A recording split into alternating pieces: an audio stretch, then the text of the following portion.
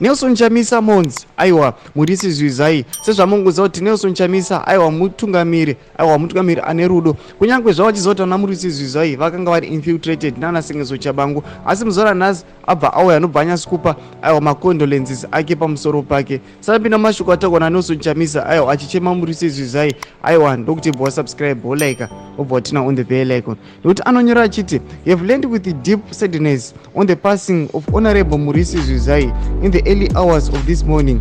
We worked together from the early days of the struggle for change and freedom in Zimbabwe. He was affable, jocular, generous, and jovial. My prayers are with the family and the friends. Rest in peace, Murambwi. Ndo mashokano yataugwa na Nelson Chamisa aiwa achichema Murisi Zwizai achiti let his soul rest in peace. Muri Zimbabwe timbotudzai mashoko enyu unoti kudii pamusoro aiwa pemashoko ava Nelson Chamisa aiwa pakumona maMurisi Zwizai. Pinai comment section medu mbotudza mafungiro enyu aiwa musakanga no subscribe kulike pamwe chete notina on the bell icon.